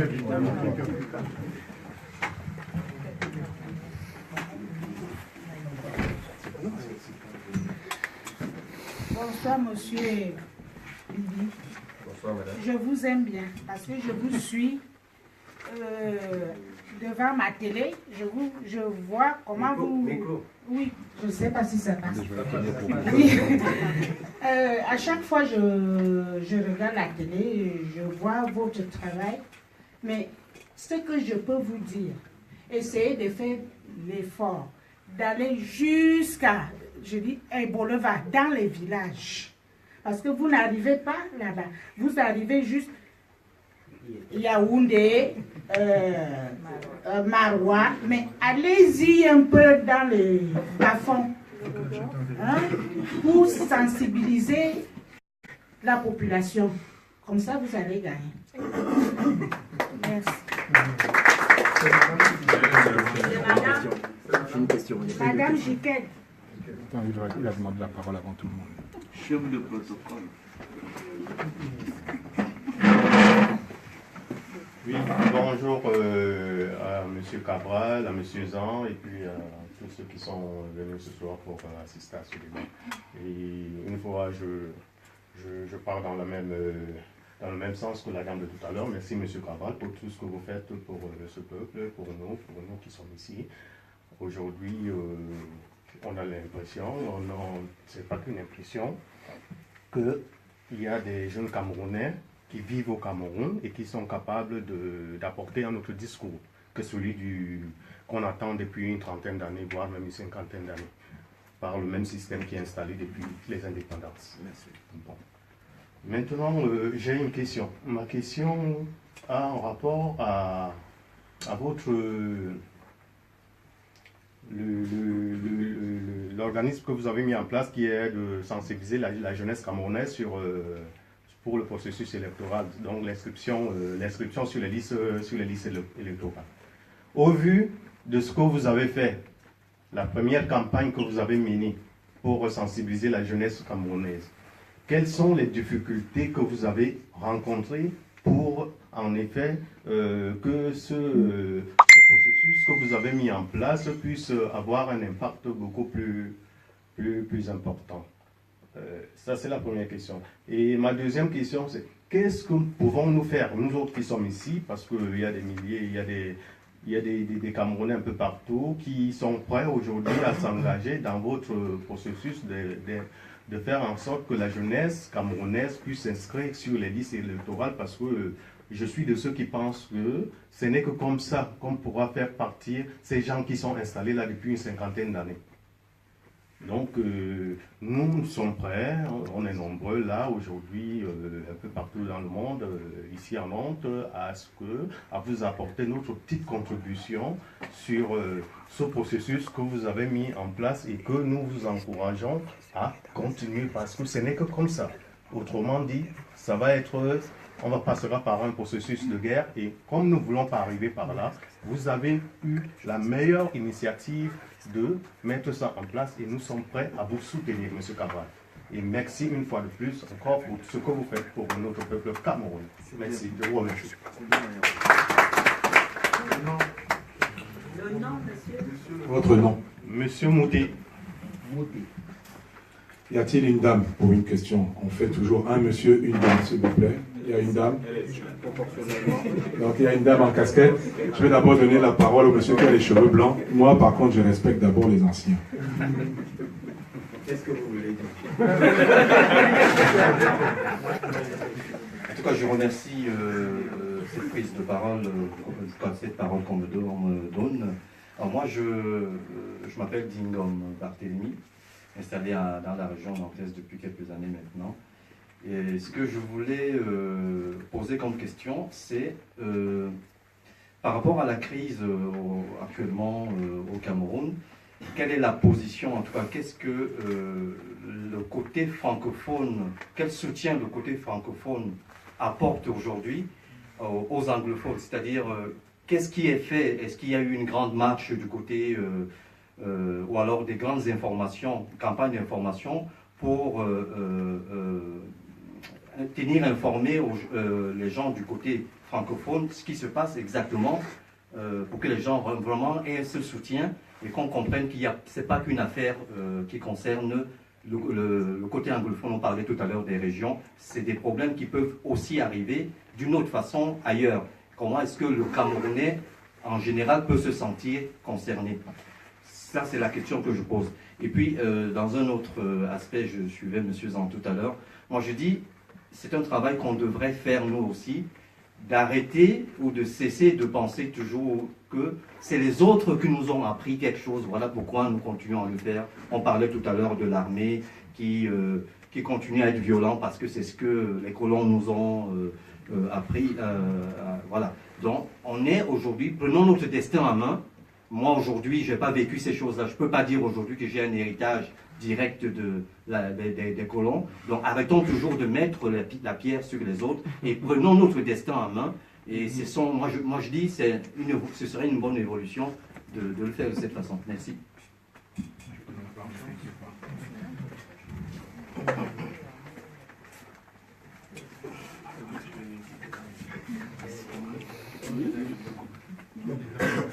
Oui, bonsoir tout le monde, bonsoir Cabral. Je m'appelle René Nguenek. Bon, je ne vais pas parler du problème anglophone parce que je suis très client par rapport à ce problème-là. Je vais juste féliciter ce que tu fais. Alors, pour l'instant, je ne suis pas encore inscrit parce que je fais partie de ceux qui doutent de ce qui se passe au Cameroun par rapport aux élections. Pour ce qui me concerne, la dictature est tellement restée trop longtemps qu'elle a verrouillé même le système électoral. Bon, donc aujourd'hui, moi je vous soutiens et j'appelle les Camerounais à suivre ce que vous avez mis sur pied. Peut-être que je vais changer mon point de vue par rapport à ça. On ne sait jamais. Mais bon, j'étais très très fermé à l'idée que on puisse changer des gens qui sont implantés au Cameroun depuis des dizaines d'années par le vote. Bon, donc je ne sais pas. Je pense que enfin, moi, ça ne sera pas une question, Guillaume. Ça sera juste pour dire à Cabral que nous sommes très, très contents et je suis ému. Voilà.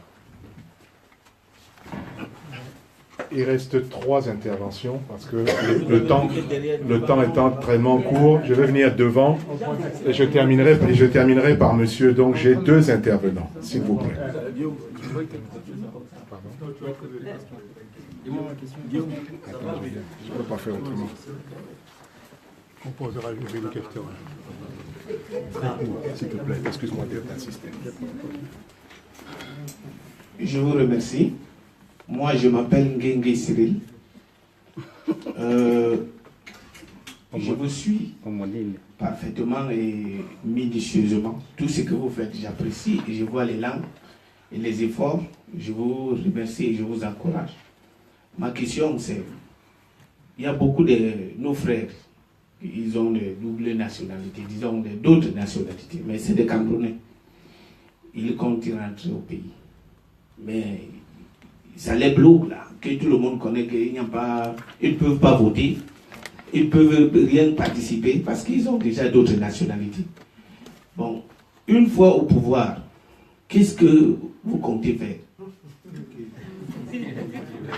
Parce que c'est un problème. Il y a nos compatriotes, quand je vois d'autres hommes des entreprises, que s'ils viennent s'installer au pays, parce que, par exemple, j'ai vu sur le net, il y a un Camerounais qui fait le passeport biométrique.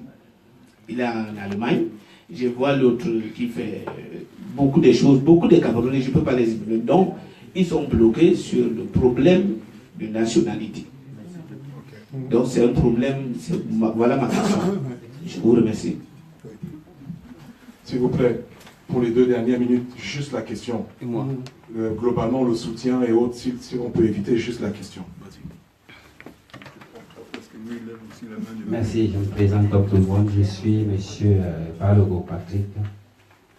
Je suis en Inde depuis plus de 10 ans et en France depuis plus de 14 ans. Je suis pasteur également. Je ne peux pas masquer cette étiquette-là. Elle me sied très bien, me va bien. Et je l'aime beaucoup. C'est parce que je vais aborder l'aspect spirituel. Et je suis très touché. Parce que Cabral a une sensibilité spirituelle qui m'impressionne. Donc, je vous ai souvent suivi, M. Cabral. Je vous ai souvent entendu dire que la main de Dieu est certainement dans cette histoire. L'histoire que vous avez commencée, nous vous soutenons aujourd'hui, vous êtes le promoteur. Je pose entièrement cette idée-là, ce ressenti spirituel, que la main de Dieu est sur cette histoire. Et je le crois fermement. Vu ce que l'Éternel m'a montré dans un songe, je crois que nous sommes sur une bonne voie. Et ça ira. Je vais arriver terminer. Ma question est la suivante. Vu l'implication de Dieu dans cette histoire, promettez-vous lui être fidèle dans les bons et les mauvais jours? Continuerez-vous à honorer le sabbat comme l'Éternel le demande? Ma deuxième question est celle-ci. Là, je vais tout de suite, droitement dans la question. Dans l'ouvrage de Jean-Paul Sartre, intitulé « Les mains sales », il est écrit, je cite, « On ne peut pas faire la politique sans se salir les mains. » Partagez-vous ce point de vue? Je vais clôturer cette question. Les soins de santé restent encore un rêve pour la quasi-totalité des Africains en général et des Camerounais en particulier. Vu ce constat alarmant, avez-vous pensé à une couverture nationale ou une couverture de santé universelle pour tous les compatriotes? Si oui, comment allez-vous y prendre? J'en ai d'autres, mais je vous dirai en privé. Merci, M. Cabral. Je vous félicite beaucoup, je vous encourage. Que Dieu vous bénisse. Ok, j'ai juste 2 personnes. Monsieur, le jeune vient là rapidement.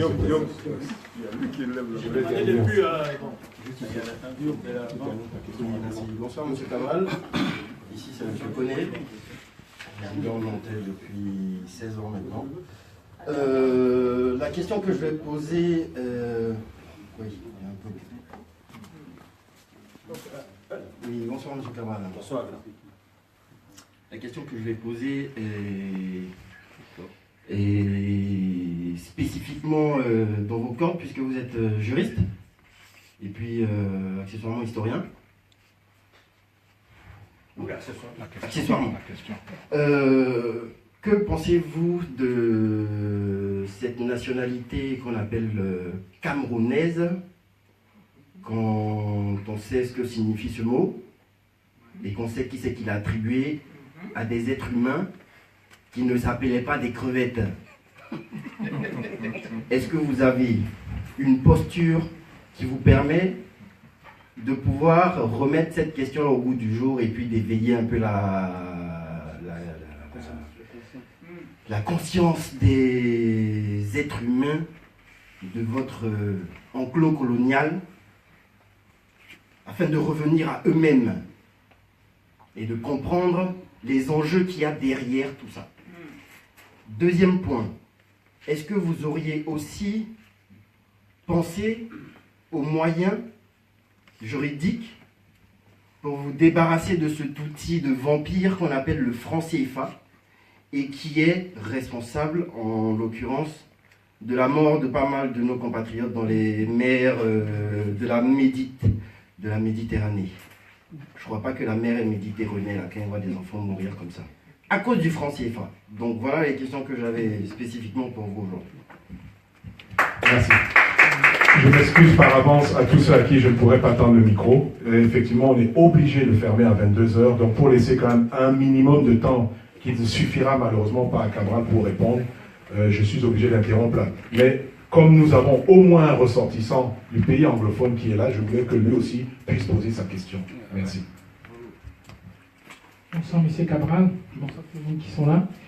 Je m'appelle Difo Etienne. Je suis là depuis 15 ans à Nantes. J'ai un problème, enfin, c'est pas un problème, j'ai une question. Je viens de rentrer sur le pays, ça fait 3 semaines. J'étais à la MENA, il y a un problème. Donc, tous les anglophones, les francophones, ne se posent pas ces questions. Si le Cameroun était un pays, ou si les anglophones, ils sortent d'où? Que les anglophones sortent d'où avant de venir au Cameroun? Il y a beaucoup de personnes qui ne se posent pas ces questions. Ils disent seulement les Camerounais, les anglophones veulent diviser le pays. Je ne comprends pas. Et si vous partez là-bas, posez des questions à cette peuple, c'est quoi votre problème? Personne ne pose ces questions. Je vois seulement les insultes sur Internet. Les insultes, ils sont cons, ils sont ceci, ils sont à gauche, c'est les gaffes, tout. J'arrive pas à comprendre. Je veux bien comprendre. Je suis anglophone, je suis fier. On n'est pas obligé de réfléchir comme les anglophones, les francophones, et ils ne sont pas obligés aussi de réfléchir comme nous. Donc je ne vois pas où est le problème. Je ne vois pas où est le problème. Je voulais bien comprendre comment on peut faire pour régler ce problème. Est-ce qu'on va rester ensemble ou on va se séparer? C'est ma question. Merci. Merci pour votre question. Merci à tous ceux qui auront posé les questions. La parole est à M. Lee. Alors, comme on a très peu de temps, je vais arrêter rapidement. Apollinaire, hein? Enfin, je ne sais plus. Oui, en fait, ce n'était pas une question, merci pour les encouragements. Même si vous estimez qu'il faut faire un procès à Paul Biya, non. Non. Ah, ok, c'est bon. C'est bon. Oh. Non, c'est bon, c'est compris. J'allais relever son nom si on dit ça. Madame Jiquel, il faut aller vers le bas-fond, d'accord. Donnez-nous les moyens, Madame Jiquel. Mais les moyens, comment vous faites pour aller à Garoua? Comment vous faites aller à Yaoundé? Faites les efforts, même si vous avez 1000 francs, vous prenez le car. Ce que je vois ici. Ok, Madame Jiquel, voilà. C'est compris. Voilà. Ce que je vous dis, c'est quoi? C'est que quand vous me dites aller dans les bas-fonds, oui, comme vous voulez qu'on tienne ce discours, ce n'est pas une révélation, j'ai pensé ça avant vous. Puisque ce n'est pas vous qui m'avez dit déjà d'aller à Maroua. Mais quand je vous dis aidez-nous, c'est que ça en coûte, Madame Jiquel. Donc nous savons déjà que nous devons aller dans les bas-fonds. Si nous n'y sommes pas encore allés, c'est qu'on n'a pas eu les moyens d'y aller.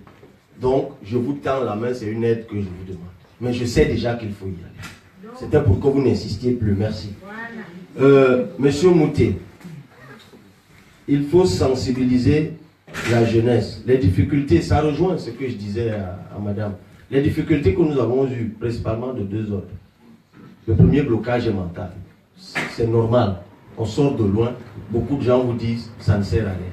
La deuxième difficulté, et là on vous tend la main, vous de la diaspora, c'est qu'il nous faut de l'aide. Hein. Je dis les choses très simplement. Ces déplacements et autres, sans, je vous assure, je vous dis les choses très simplement.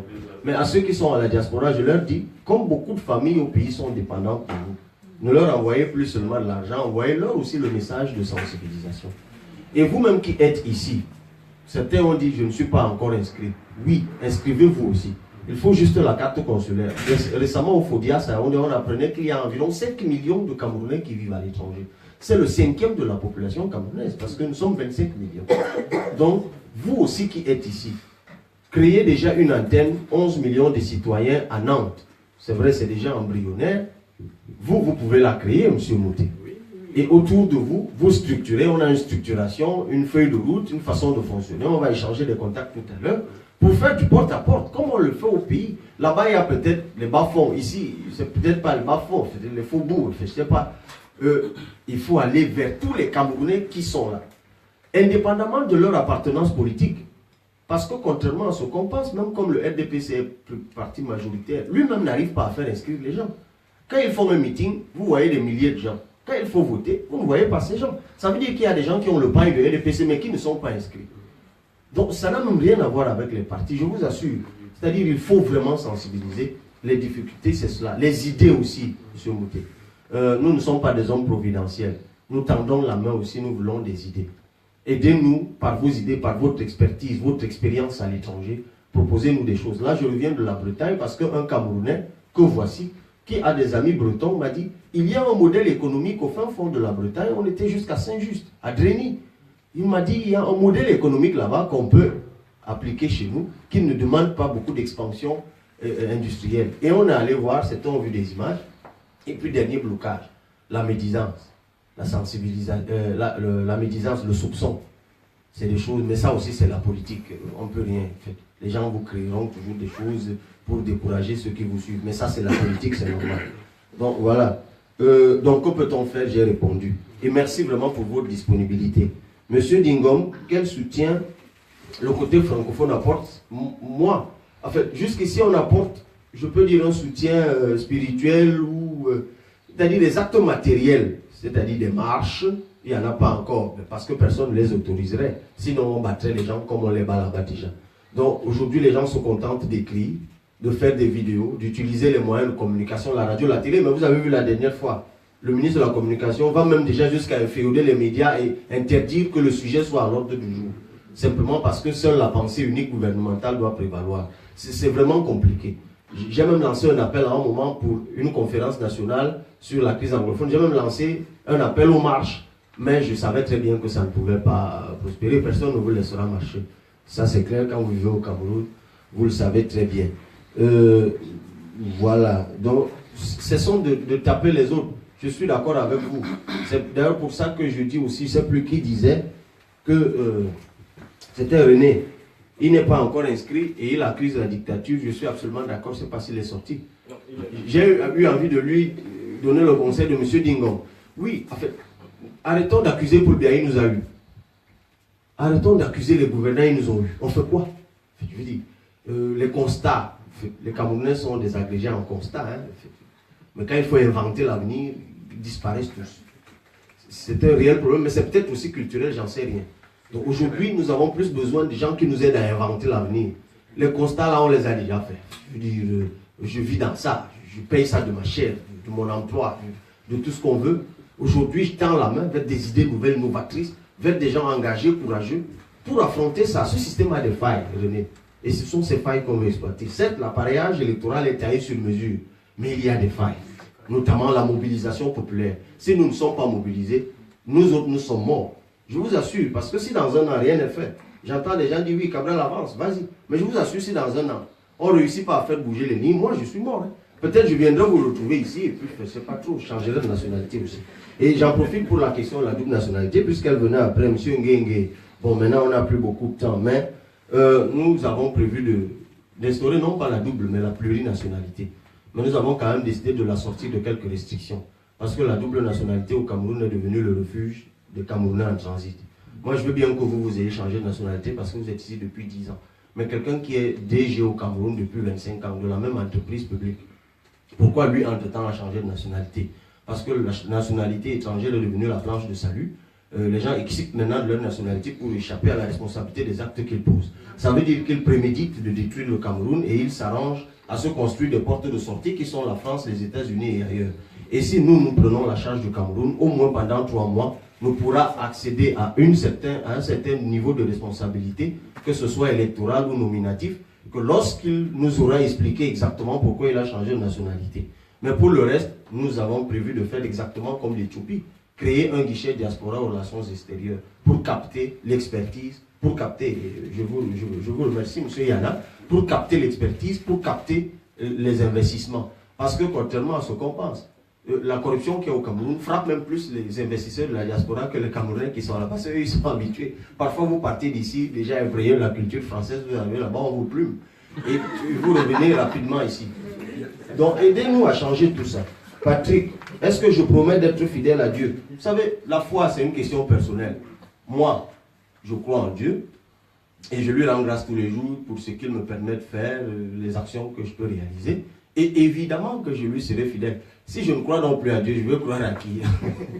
C'est lui qui m'a aidé jusqu'ici. Parce qu'il y a des gens qui pensent que faire la politique, il faut forcément être dans des sectes. Non, écoutez, moi je ne suis pas, écoutez, moi je ne juge pas. Chacun fait ses choix spirituels, le choix de ses appartenances. Le Cameroun que nous voulons diriger, c'est le Cameroun où tout le monde aura sa place. Moi, je ne demanderai pas à quelqu'un à qui il croit. Je demanderai à quelqu'un quelle est sa compétence, qu'est-ce qu'il sait faire. Moi, à titre personnel, je crois en Dieu, je le dis partout. Et je ne dirai pas aux gens de venir dans mon église.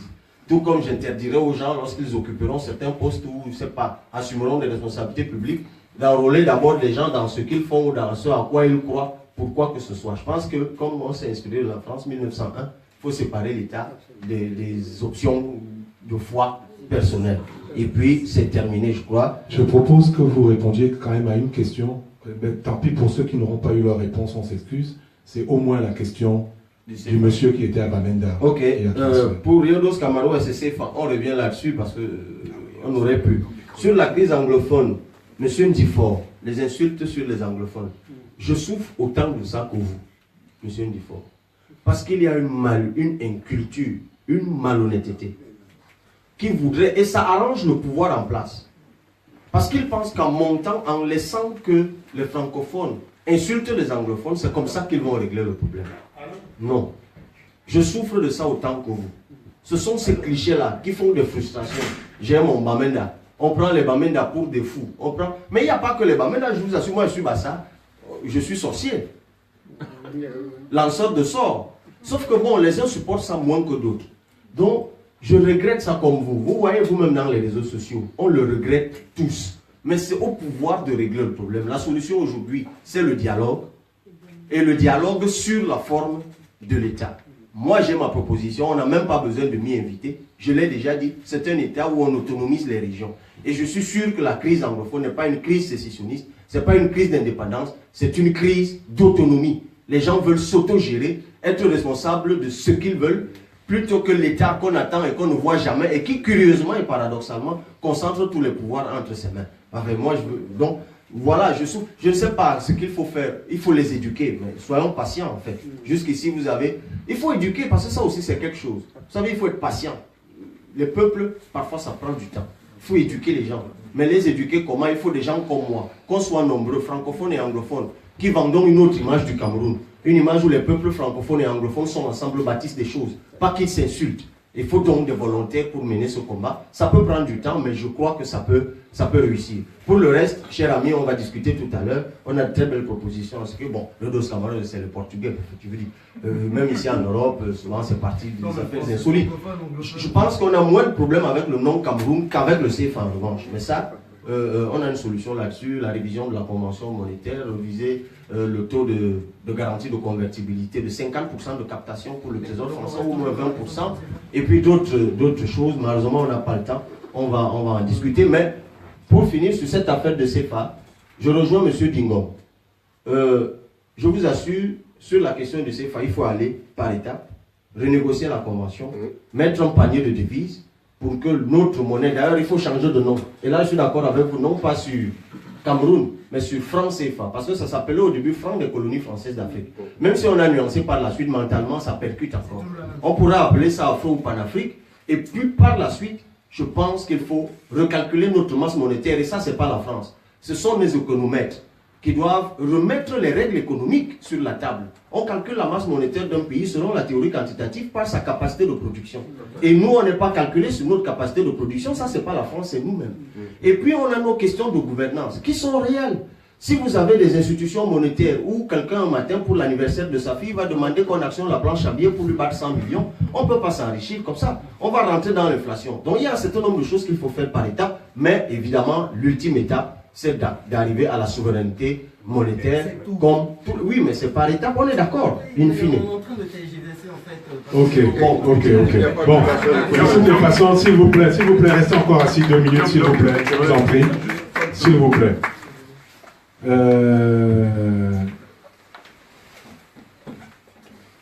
Nous sommes ensemble depuis 20 heures exactement, on a démarré. Je voulais d'abord, s'il vous plaît, qu'on applaudisse Monsieur Cocotier, le président de Mémoire d'Outre-mer, qui nous a offert le local pour cette conférence, s'il vous plaît. Donc vraiment, merci encore une fois. Malheureusement, vous savez que nous sommes en France, les règles sont les règles, c'est très difficile d'y déroger. Ok ? Voilà, donc les règles, vous savez que vous avez des problèmes de préfecture et autres, pour tout ce qui est débat politique et autres, c'est très très complexe. Donc on est obligé de respecter tout ça. Je voulais aussi, s'il vous plaît, parce que bon, le Cameroun c'est tellement vaste, comme vous l'avez vu, 1h30 pour débattre, c'est très très court. On aurait pu rester là jusqu'à 6h du matin, je suis sûr qu'on n'aurait pas épuisé tous les points. Donc toutes nos excuses à ceux qui n'ont pas pu poser les questions. J'aurais voulu qu'on applaudisse nos panélistes, d'abord, s'il vous plaît.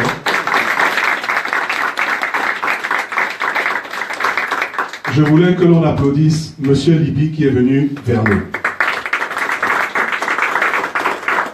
Et puis, je voulais qu'on applaudisse le Cameroun qui est ici ce soir et qui a réussi à débattre avec dignité. Vraiment, merci et merci encore. Avant que ça se clôture définitivement, il y a M. Zan qui va juste dire un mot et puis on va terminer. Le Cameroun et les amis du Cameroun, je tiens à le dire quand même parce que je ne suis pas camerounais. Et je tenais à parler, je n'ai pas pu poser de questions. Mais je veux quand même qu'on sache qu'il y a des non-camerounais et qu'il y a les Cameroun et les amis du Cameroun. D'accord, merci. Merci pour cette correction. Je voulais juste dire, s'il vous plaît, avant de sortir, ceux qui voudront, il y aura un document, on veut juste les contacts et les mails, hein. C'est ça qui nous intéresse, pour que ceux qui accepteront que nous continuions à interagir, que nous ayons des contacts, quoi. Ça c'est pour nos équipes, pour ceux qui voudront.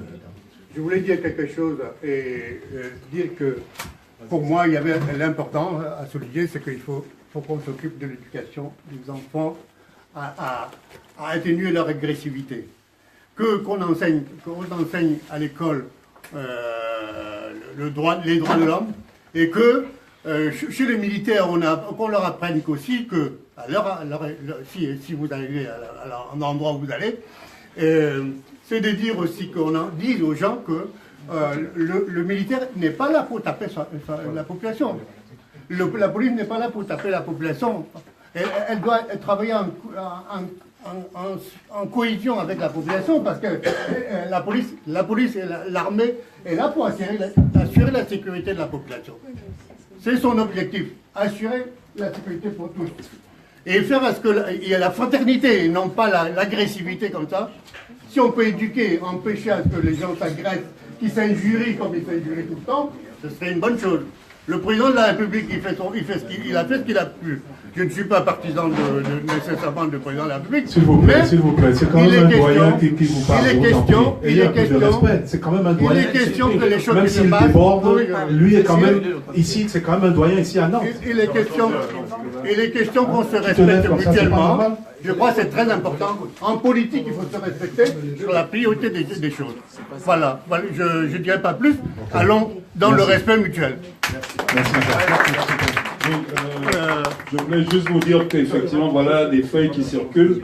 Ceux qui veulent mettre leur nom, prénom et adresse mail, vous remplissez, et puis Cabral vous enverra un mot une fois arrivé au Cameroun pour voir un peu comment coordonner l'action.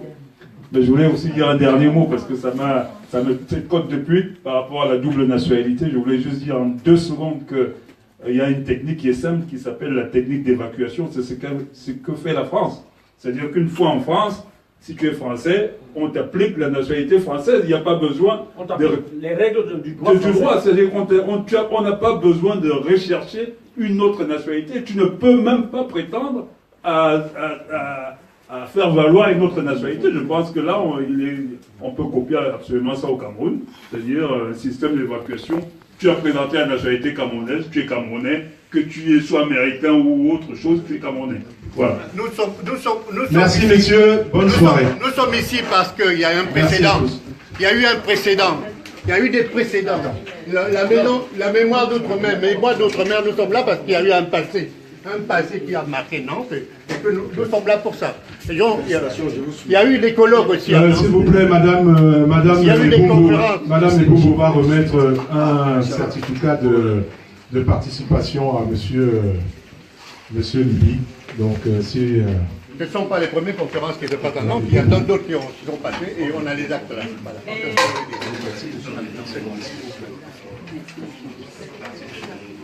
Nous sommes à la fin. Tout à l'heure, pour ceux qui voudront, qui auront quelques minutes avec M. Libye, on se retrouve à Montfleury.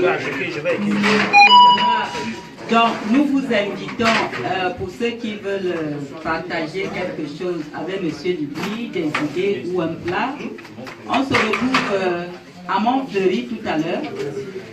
Et là, monsieur Cabral Libye. S'il vous plaît, communiez avec moi, je reçois. Monsieur le secrétaire général de l'association Socle du Cameroun, monsieur Germain Bobo, pour vous remettre le certificat de participation. Le certificat de participation que l'association a comme souvenir pour ce jour. Je passe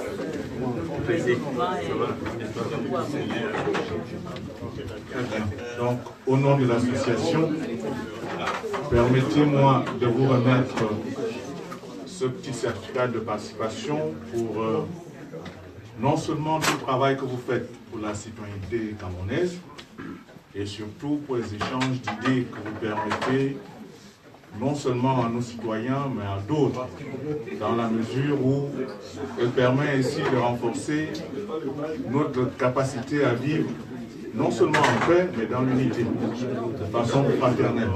Merci beaucoup.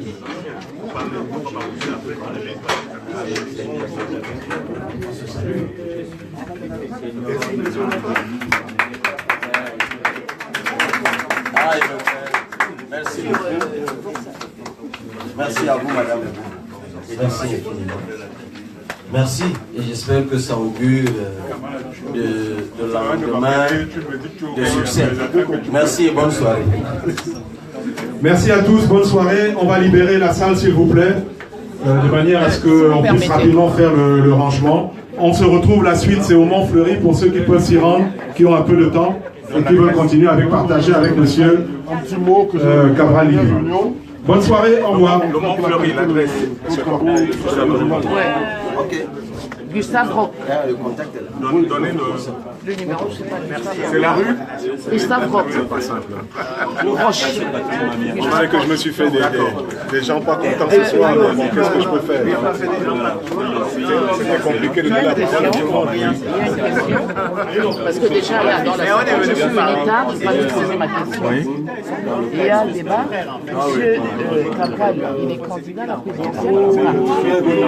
Vous aurez Manon Montfleury. Oui, parce que déjà, il